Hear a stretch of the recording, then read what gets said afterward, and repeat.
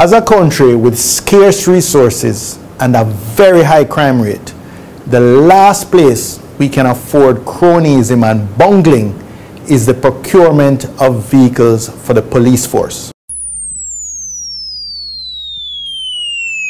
I believe this used car procurement for the JCF will come to be known as the mother of all Bandoolu. In January this year, a contract was awarded to O'Brien's International Car Sales and Rentals for $426 million to purchase 200 vehicles. An advance of $213 million, or 50% was given to the company. Almost 1 year later, only 30 of the 200 vehicles have been delivered. In the meantime, over 1,400 Jamaicans have been slaughtered. What would have been the impact if the police had had this force multiplier of the 200 vehicles that they contracted for a year ago? Upon examining this report from the Ministry of National Security on the procurement of motor vehicles for the JCF, I am distressed, to say the very least. The government came into office last year accepting that there was significant shortage of motor vehicles for the JCF, made a policy decision to procure 200 motor vehicles for the JCF. Regrettably, used old motor vehicles imported from Japan.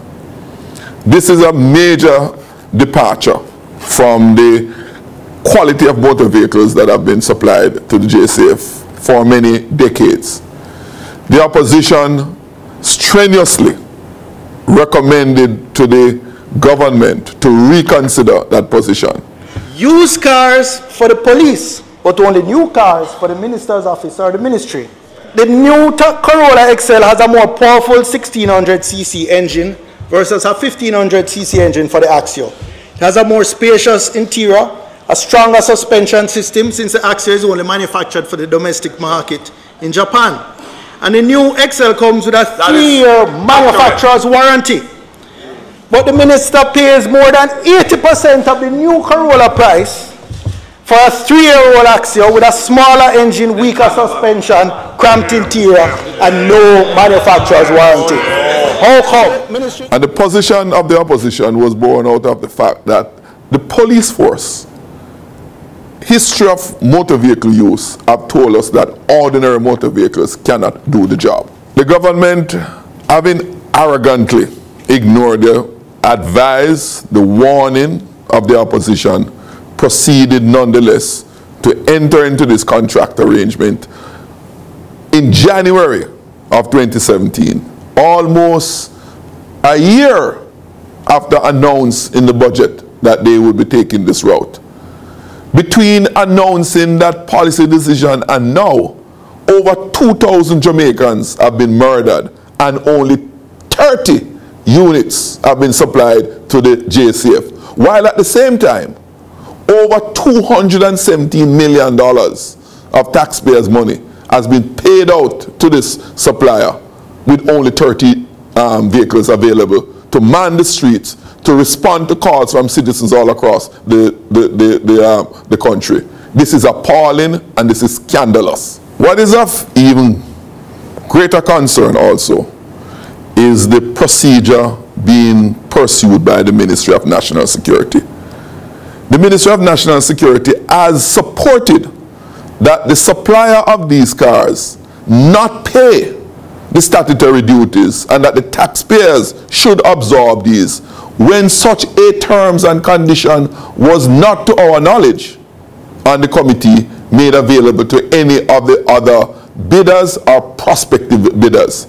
My information is that all honest suppliers desisted from participating because they did not believe that they could competitively participate in this offer if they were to pay those statutory charges. It brings into question whether or not this was a deliberate special arrangement between the Ministry of National Security and the prospective suppliers. I am particularly concerned about the procurement methods and procedure being employed by the Ministry of National Security.